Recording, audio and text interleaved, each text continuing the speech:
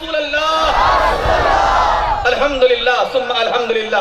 ہمارے اور آپ کے درمیان ہمارے شہر کے سیاسی رہنما جن سے میری مراد جناب عزت مآب شری نواز صاحب مانے جو MLC ہیں ہمارے شہر کے، یہ ہمارے بڑے اچھے دوست بھی ہیں اور یہ مشائخ کی بڑی قدر کرتے ہیں، سادات کا بڑا ادب کرتے ہیں اور علماء کا بڑا احترام کرتے ہیں اور بزرگان دین کے آستانوں سے بڑی قربت ہے ان کو.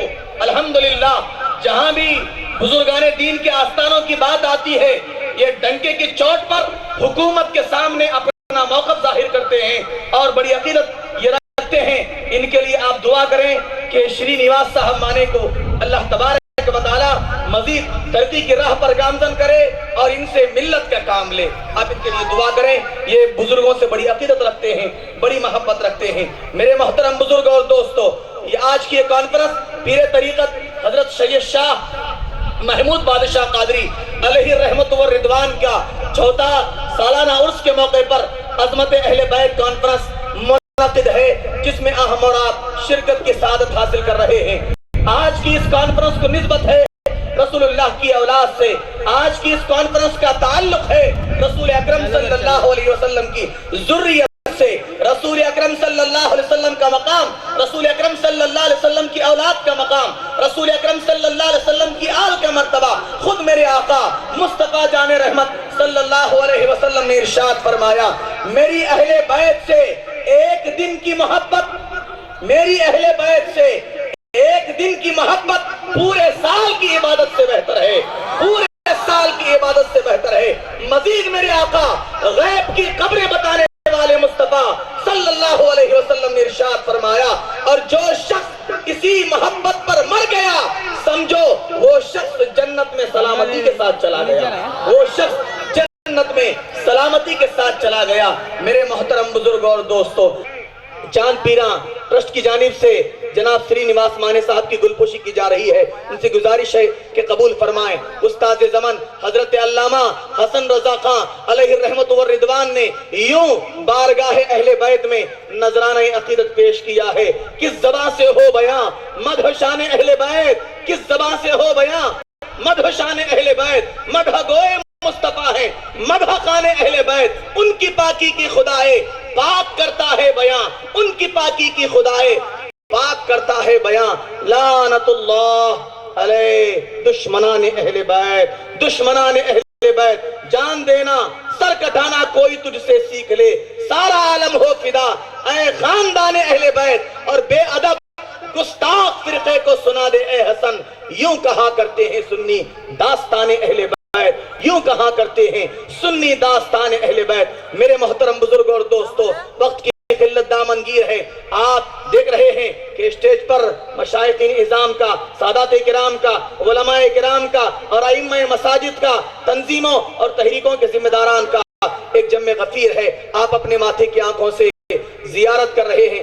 میں وقت کی قلت دامنگیر ہے، ہمارے آج کی اس عظمت اہل بیت کانفرنس میں مہمان خصوصی کے طور پر تشریف لائے جن سے میری مراد فقر نظامیہ، مقرر بے مثال، مفتی اسلام، ضیاء ملت حضرت علامہ مولانا الحاج حافظ و قاری سید مفتی ضیاء الدین صاحب قبلہ نقشبندی، شیخ الفقہ جامع نظامیہ جو حیدرآباد سے تشریف لائے ہیں. حضرت کا خطاب ہم سماعت کرتے ہیں. حضرت بڑی مدلل گفتگو کرتے ہیں، حضرت بڑی اچھی گفتگو کرتے ہیں. آئیے حضرت کا خطاب سماعت کریں. حضرت کے خطاب سے پہلے حضرت کا استقبال نعرہ تکبیر و رسالت سے کریں. بلند آواز سے کہیں نعرہ تکبیر، نعرہ رسالت، نعرہ حیدری. غوث کا دامن، خواجہ کا دامن، سادات کرام، نعرہ تکبیر، نعرہ رسالت. وعلى آله الطيبين الطاهرين وأصحابه الأكرمين الأفضلين وعلى من أحبهم وتبعهم بإحسان أجمعين إلى يوم الدين. أما بعد، فقد قال الله تبارك وتعالى في كلامه العظيم: أعوذ بالله من الشيطان الرجيم، بسم الله الرحمن الرحيم. إنما يريد الله ليذهب عنكم الرجس أهل البيت ويطهركم تطهيرا. وقال تعالى إجلالا وإكراما لحبيبه الكريم الرؤوف الرحيم: إن الله وملائكته يصلون على النبي يا أيها الذين آمنوا صلوا عليه وسلموا تسليما. اللهم صل على سيدنا محمد وعلى آله وصحبه أفضل صلواتك وعدد معلوماتك وبارك وسلم.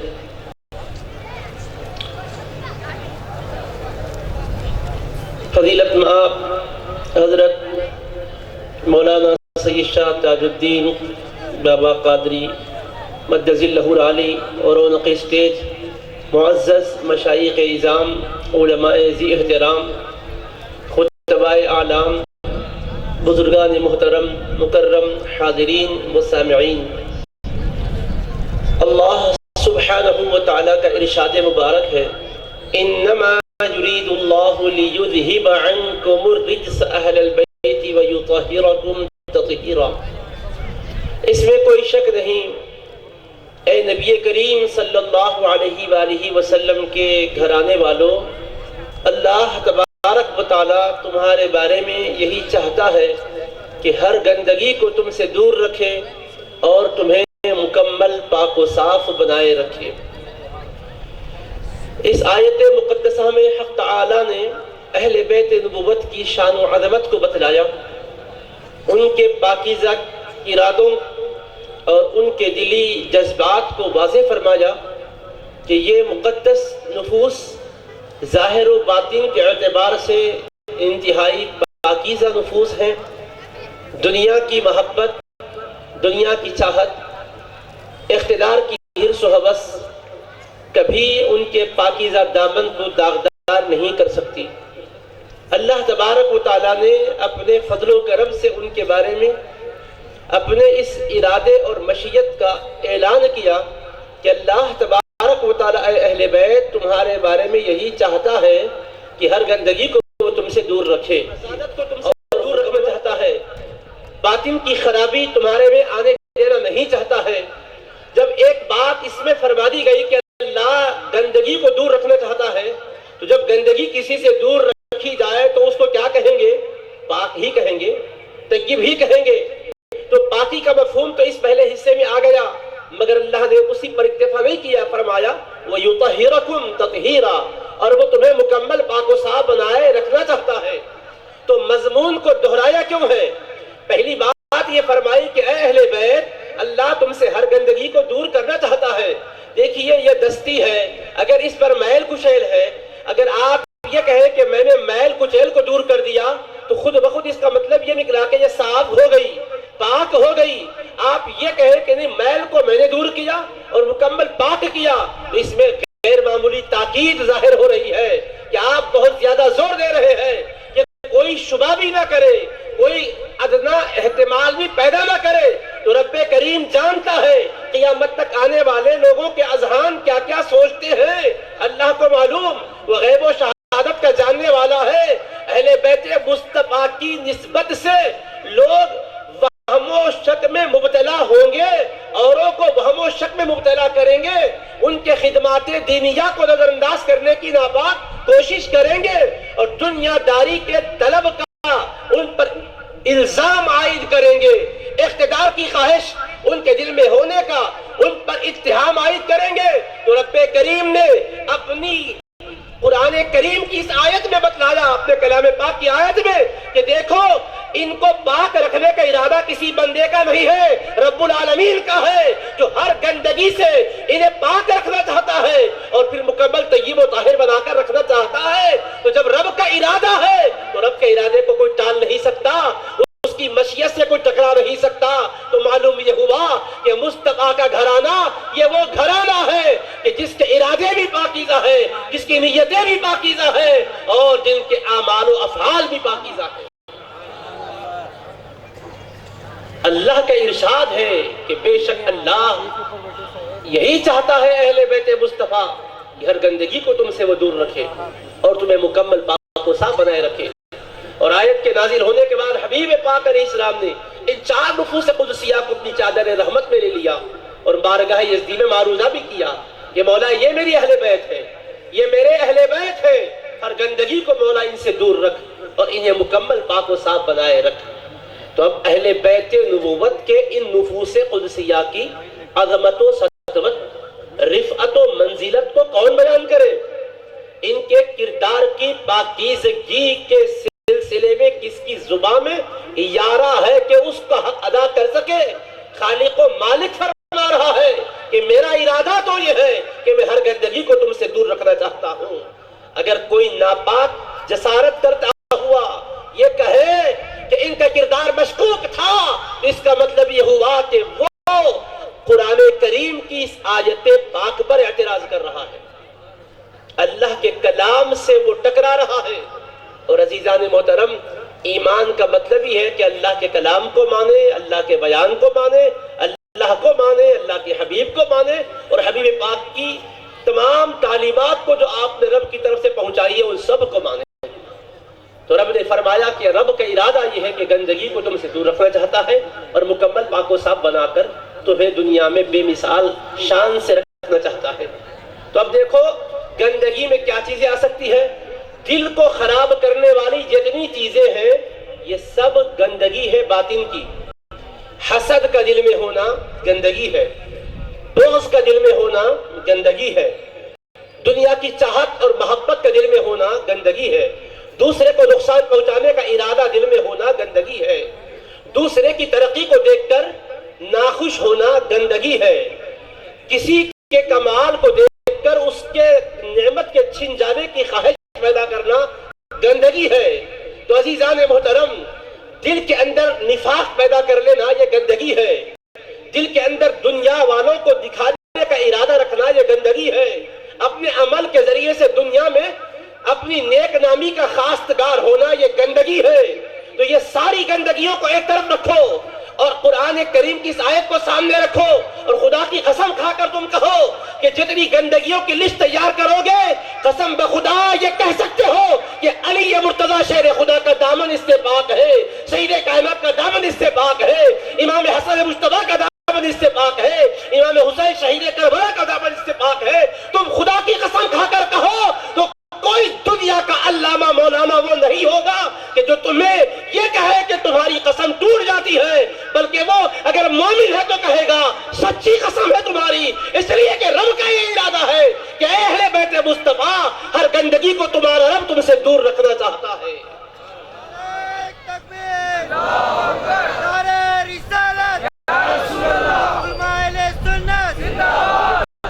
کسی بھی شخصیت کی عظمت کے لیے یہ ضروری ہے کہ اس میں کمزوریاں نہ ہو، بری عادتیں نہ ہوں، بری خصلتیں نہ ہوں، اور یہ بھی ضروری ہے کہ اس میں خوبیاں ہو، کمالات ہوں، اچھائیاں ہو، علم و عمل کی برکات اس کے پاس ہو، نعمتیں اس کے پاس ہو۔ تو دیکھو دو چیزیں ہیں، ایک تو یہ ہے کہ عیب کا نہ ہونا، نقص کا نہ ہونا، کمزوری کا نہ ہونا، اور دنیا کی نظروں میں اور اللہ کی نظروں میں جو ناپسندیدہ چیزیں اس کا نہ ہونا یہ ضروری ہے۔ ساتھ ساتھ اللہ اس کے حبیب کے پاس جو پسندیدہ صفات ہے اس کا پایا جانا ضروری ہے۔ تو مطلب کیا ہوا؟ سچا ہونا ضروری ہے، علم والا ہونا ضروری ہے، تقوی والا ہونا ضروری ہے، زہد والا ہونا ضروری ہے، سخاوت کرنے والا ہونا ضروری ہے، لوگوں کی ضرورتیں پوری کرنے والا ہونا ضروری ہے، کسی کے دکھ درد کو محسوس کرنے والا ہو دل ہو ضروری ہے۔ اب خوبیوں کو تم گنتے جاؤ، جتنے اچھے کمال ہیں، جتنی خوبیاں ہیں، اچھی صفتیں ہیں، ڈکشنری لو اور ایک ایک خوبی کو گنتے جاؤ اور لکھتے جاؤ، شمار کرتے جاؤ، اور خدا کی قسم کھا کے کہو یہ ساری خوبیاں شیر خدا میں موجود ہے، فاطمہ زہرا میں موجود ہے، حسن مجتبی میں موجود ہے، حسین شہید کربلا میں موجود ہے، تو تمہاری قسم سچی ہوگی، جھوٹی نہیں ہوگی۔ کس بنیاد پر؟ کوئی پوچھے کس کتاب میں تم نے پڑھا کہ یہ خوبی ان میں تھی، تو آپ کہو اللہ کی کتاب میں نے پڑھا۔ کون سی آیت؟ یہی آیت ہے سورہ احزاب کی۔ اللہ یہ فرما رہا ہے اے اہل بیت نبوت، بے شک اللہ تمہارے بارے میں یہی چاہتا ہے، ہر گندگی کو تم سے دور رکھے اور تمہیں مکمل پاک و صاف بنائے رکھے. جس میں سچائی نہ ہو وہ پاک نہیں ہو سکتا, جس میں اخلاص نہ ہو وہ پاک نہیں ہو سکتا, جس میں اللہ اس کے رسول کے دین کی طلب نہ ہو وہ پاک نہیں ہو سکتا, جو لوگوں کے کام آنے والا نہ ہو وہ پاک نہیں ہو سکتا, جو لوگوں کے عیبوں کو چھپانے والا نہ ہو وہ پاک نہیں ہو سکتا. تو اب یہ ساری خوبیوں کو تم دیکھو اور سیرت سیدنا مولا کائنات کو پڑھو, سیرت سیدنا فاطمہ الزہرا رضی اللہ عنہا کو پڑھو, سیرت حسنین کریمین رضی اللہ عنہ کو پڑھو, سیرت ائمہ اہل بیت کو پڑھو, تو عزیزان محترم ان کی کتاب زندگی میں ساری خوبیاں نظر آئیں گی, چمکتے ہوئے, روشنی بکھیرتے ہوئے. تو یہ مصطفیٰ کا گھرانہ ہے جس کی عظمت و شان کو خالق کونین نے خود بیان کیا ہے. آپ کے ہمارے حوالے میں نہیں کیا کہ آپ ہم بیان کریں, لوگ تم بیان کرو. عزیزان محترم عرش کا مالک ان کی شان بیان کر رہا ہے, اور کس شان سے بیان فرما رہا ہے؟ اللہ تعالیٰ چاہے تو یہ بھی کہہ سکتا انما اراد اللہ لیذہب عنکم الرجس اہل البیت. ارادہ یہ فعل ماضی ہے, گزرے ہوئے زمانے کو بتاتا ہے. یریدو یہ فعل مضارع ہے, حال کو اور مستقبل کو بتاتا ہے. ماضی پاسٹ گزر چکا, یہ اب جو چل رہا سو زمانہ ہے, فیوچر آنے والا زمانہ ہے, پریزنٹ اور فیوچر کو بتاتا ہے. تو مصطفیٰ کا رب آل بیت مصطفیٰ کی تطہیر کو بیان کرنا چاہا تو اپنے ارادے کا اعلان کیا کہ اللہ یہ چاہتا ہے. تو میں پہلے یہ آپ سے پوچھنا چاہتا ہوں, اللہ جو چاہے اس کے چاہنے کو کون جان سکتا ہے؟ وہ کیا چاہتا ہے یہ غیب میں ہے, مگر اللہ نے اس غیب کو شہادت بنا دیا کہ میں جو چاہتا ہوں سنا رہا ہوں. مولا تو کیوں سنا رہا ہے؟ تو اگر نہ سناتا ہوتا, انہیں پاک رکھتا تو بھی یہ شان والے رہتے, مگر رب بتانا چاہتا ہے جو میں چاہتا ہوں وہ اس لیے سنا رہا ہوں, میں جو چاہوں تم جان لو گے, اسی اعتبار سے میرے مصطفیٰ کی آل کے ساتھ معاملہ کرنے والے بنو گے. اس لیے فرمایا اللہ تو یہ چاہتا ہے اے مصطفیٰ کے گھرانے والوں, ہر گندگی کو وہ تم سے دور رکھے اور تمہیں مکمل پاک و صاف بنائے رکھے. تو ارادے کو ذکر کیا اور اس کو بھی ماضی کے صیغے سے بھی بیان کیا. انما اراد اللہ, اللہ نے یہ چاہا. اگر یہ کہتا تو کل کے دن کوئی کہہ سکتا تھا جی حضرت امام علی مرتضیٰ مصطفیٰ کے سامنے جب تک تھے پاکیزہ تھے, وصال اقدس کے بعد کردار میں تبدیلی آ گئی, معاملات میں فرق آ گیا, یہ کسی کو کہنے کی گنجائش رہ سکتی تھی. حسنین کریمین کے اس کردار عالی کے اوپر انگلی اٹھانے کی گنجائش رہ سکتی تھی, مگر رب نے اس کو ارادہ سے نہیں بیان کیا, یریدو سے بیان کیا. اللہ نے چاہا بھی یہی, چاہتا بھی یہی ہے, چاہے گا بھی یہی کہ مصطفیٰ کی آل پاک رہے, بے مثال رہے. نعرہ تکبیر, نعرہ رسالت. حضرت علامہ مفتی سید ضیاء الدین نقشبندی صاحب قبلہ, عظمت اہل بیت کانفرنس. نعرہ تکبیر, نعرہ رسالت. تو اہل بیت نبوت کے بارے میں رب کریم نے یریدو کا صیغہ ذکر کیا. اللہ نے چاہا یہ فرماتا تو رانگ سائڈ جانے والے کے لیے ایک موقع تھا کہ جی اللہ نے چاہا پہلے, بعد میں انہوں نے اپنی زندگی کا رخ بدل دیا, تو اللہ نے جو چاہا اس کو بھی بدل دیا, مگر اللہ نے ماضی کی داستان نہیں بنایا. میرے محبوب کی آل کے ساتھ جو میرا ارادہ ہے, یہ ماضی میں بھی یہی ارادہ ہے, حال میں بھی یہی ارادہ ہے, اور دائمی ارادہ یہی ہے کہ مصطفیٰ کا گھرانہ ہے, یہ رشد و ہدایت کا گھرانہ ہے, یہ تاجدار کائنات کا گھرانہ ہے, اخلاق کی خیرات دینے والا گھرانہ ہے, علم کی خیرات بانٹنے والا گھرانہ ہے, لوگوں کو فضل و کمال سے نوازنے والا گھرانہ ہے, بذل و سخا والا گھرانہ ہے, جود و وفا والا گھرانہ ہے. فرمایا انما یرید اللہ, اور اس میں بھی ان اللہ یرید بھی کہہ سکتا تھا, بے شک اللہ یہ چاہتا ہے. اس میں بھی تاکید تھی, مگر انا کے بعد میم الف ما آیا ہے. انا ما جب آتا ہے علماء موجود ہے, عربی کے اسکالرز موجود ہیں, پوچھے کہ انا پر میم زبر ما آتا ہے تو کیا معنی ہوتا ہے, تو معنی تاکید کے ساتھ حصر کا ہوتا ہے کہ اس میں کوئی شک نہ کرنا، یہی ایک بات ہے، اس کے سوا کوئی اور بات نہیں ہے۔ گھرانہ مصطفیٰ کا ہو اور دوسری بات نہیں ہوگی، یہ ہوگا کہ یہ پاک بھی ہوں گے، پاکی دینے والے بھی ہوں گے۔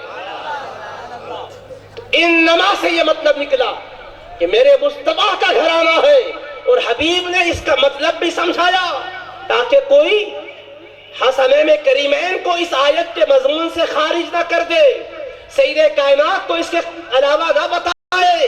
حبیب نے چاروں کو چادر رحمت میں شامل کر کے اللہ سے عرض کر دیا، اللہم ہؤلاء اہل بیتی۔ لوگوں توجہ چاہیے تمہاری، ذرا دھیان دو، خیال کرو، اللہ کے محبوب دعا میں رب سے عرض کرتے، مولا یہ میرے اہل بیت ہیں۔ ارے بھائی اللہ کو کیا نہیں معلوم چادر میں کون ہے؟ حسنین کریمین چادر میں ہے کہ اللہ نہیں دیکھ رہا ہے؟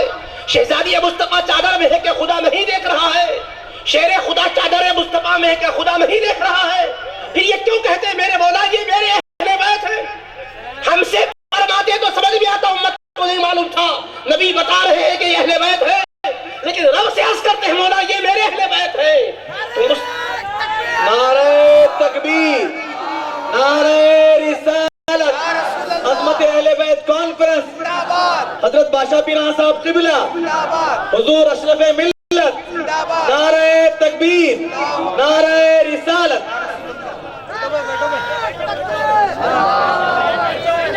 اطمینان و سکون کے ساتھ تشریف رکھیں، ادھر جگہ خالی، آپ حضرات ادھر آ جائیں، جو بچے ہیں سامنے آ جائیں، آنے والوں کو جگہ دیں، اطمینان و سکون کے ساتھ تشریف رکھیں۔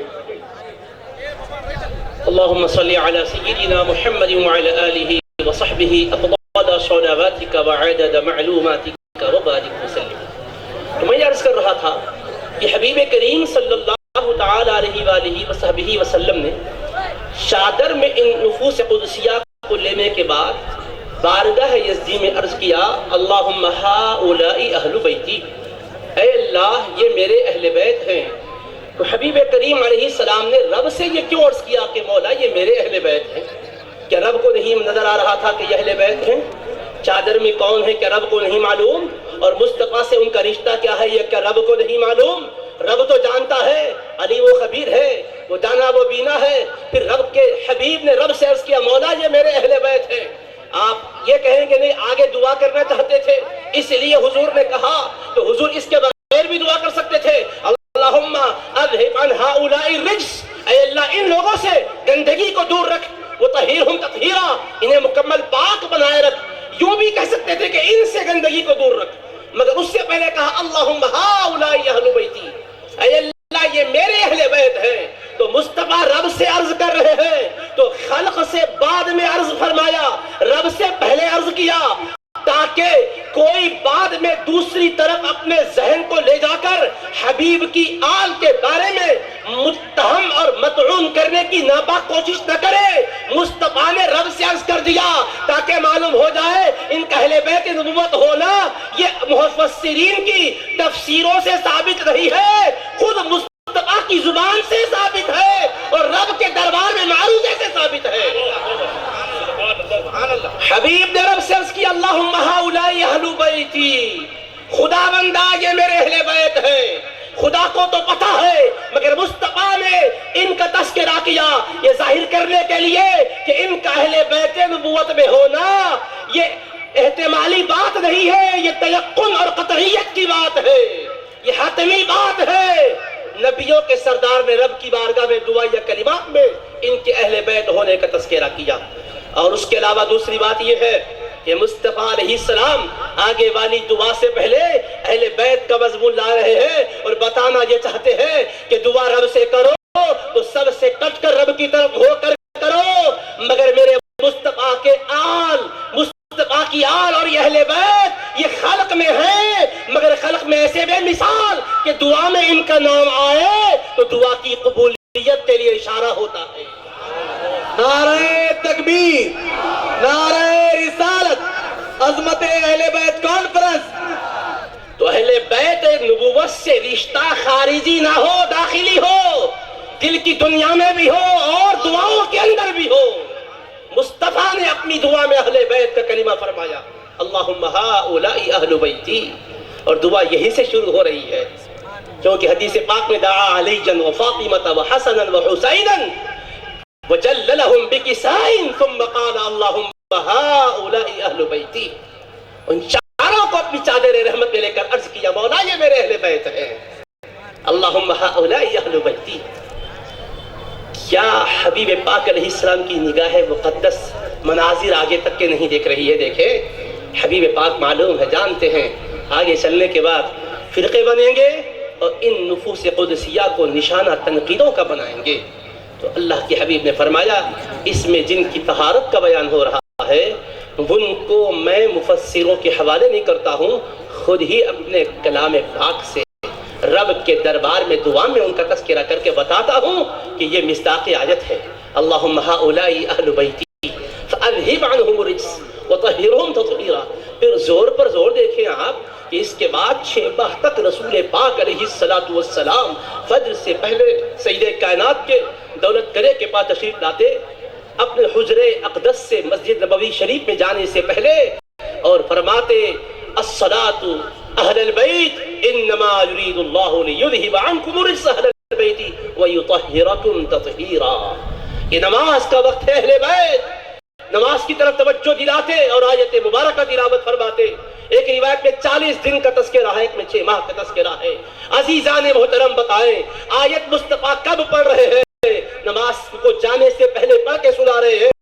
ایک مرتبہ حبیب نے کہا تھا، بعد میں کوئی اور فرمان آیا تو ہمارے پاس یہ قاعدہ ہے، پہلے والا ارشاد بعد والا ارشاد دونوں میں ٹکراؤ ہے، ظاہراً تعارض ہے، تحقیق سے ثابت ہو گیا یہ پہلے کا ہے اور یہ بعد کا ہے، تو پھر علماء کہتے ہیں پہلے والا منسوخ ہے بعد میں والا ناسخ ہے۔ تو یہ تفسیر میں تشریح حدیث میں ملتا ہے۔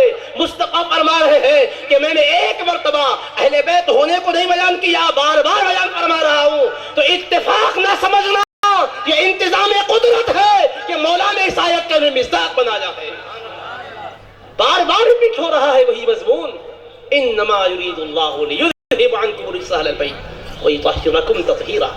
تو جن کو حضور پاک علیہ السلام نے اہل بیت کا یہاں مصداق بتلایا، اب پوری دنیا بھر کی ڈکشنری کو کھنگالو، نیکیاں کیا ہے لکھتے جاؤ، بدیاں کیا ہے لکھتے جاؤ، اس کے بعد قسم کھا کے کہو یہ ساری خرابیوں میں سے کوئی خرابی شیر خدا میں موجود نہیں ہے، سید کائنات میں موجود نہیں ہے، حسنین مجتبیٰ میں موجود نہیں ہے، ائمہ اہل بیت میں موجود نہیں ہے، تو تم سچے ہوں گے اور کمالات سارے شمار کر کے کہو قسم بخدا یہ سارے کمالات، سارے محاسن، ساری خوبیاں شیر خدا میں بھی ہے، سید کائنات میں بھی ہے، حسنین کریمین میں بھی ہے، تو تم سچے ثابت ہوگے۔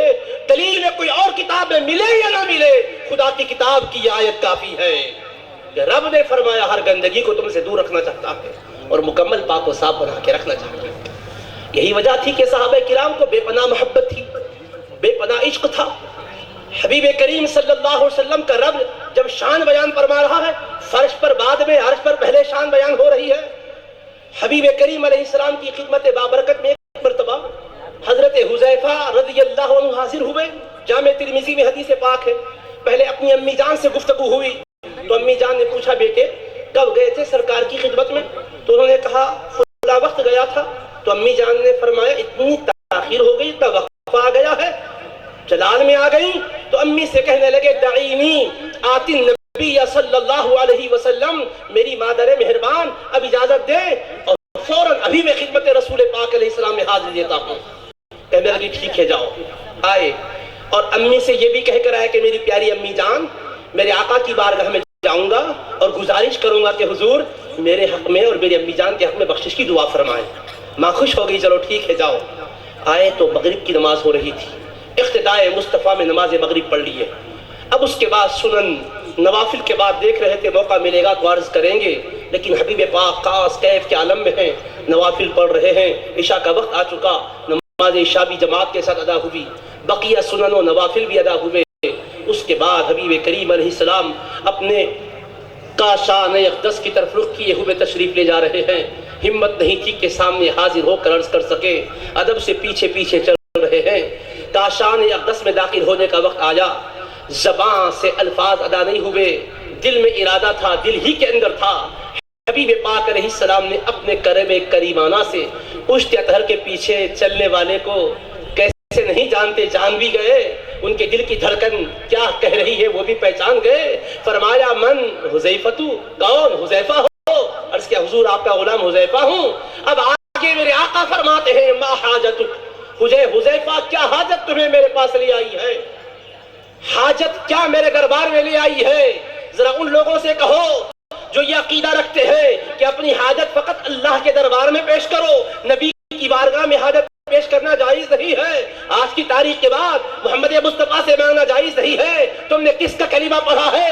یہاں تو نبیوں کے سردار، ایمان دینے والے حبیب کردگار فرما رہے حاجت کیا ہے پیش کرو، میں خدا کا نبی ہوں، گھر خدا کا ہے، مصطفیٰ اللہ کی عطا سے بندوں کی حاجتیں پوری فرما رہے ہیں۔ سبحان اللہ، سبحان اللہ۔ ما حاجت، کیا حاجت ہے؟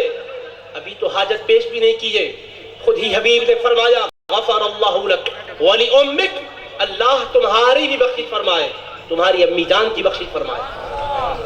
یہ تو عرض کرنے کے لیے آئے تھے لیکن ابھی عرض بھی نہیں کیے تھے، مصطفیٰ علیہ السلام نے خود ہی جواب ایسا دیا کہ ان کا مدعا ہو گیا، اللہ تمہیں اور تمہاری ماں کو معاف فرما دے۔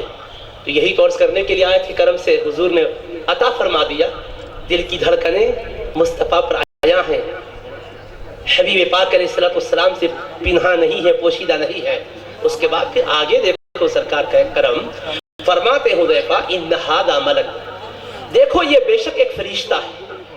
تو فرشتہ سب کو تو نظر نہیں آتا، عالم غیب کی مخلوق، مگر حبیب غیب کو دیکھتے ہی نہیں ہے، جس کو چاہتے ہیں غیب دکھاتے بھی ہیں۔ فرمایا حذیفہ دیکھو یہ فرشتہ ہے، اگر حذیفہ کو نظر نہ آتا تو پوچھتے اینہ ہوا، کیف ہوا، کہاں ہے، کیسا ہے حضور، مگر حدیث پاک میں ان کا اس طرح کا کوئی کلام نہیں آیا، تو مطلب یہ کہ حبیب نے جب فرمایا حذیفہ دیکھو یہ فرشتہ ہے تو پردے ہٹ گئے، حذیفہ فرشتے کو دیکھنے لگ گئے۔ پھر حبیب پاک نے اس کی ہسٹری بیان کی، لم ينزل الارض قط قبل هذه الليلہ، کہ حذیفہ سنو آج کی رات سے پہلے یہ کبھی نہیں آیا روئے زمین پر، آج پہلی بار آیا ہے۔ تو حبیب نے اس کے ذریعے سے کیا بتایا، میں اللہ کا محبوب ہوں، خفایا و غیوب کا جاننے والا ہوں، روئے زمین پر بعد میں آیا ہوں، مگر کائنات میں کیا ہوا ہر ایک کی خبر رکھتا ہوں۔ یہ فرشتہ اب تک کبھی نہیں آیا ہے، یہ وہی کہہ سکتا ہے تو ماضی کے ایک ایک جزئیے کو جانتا ہو۔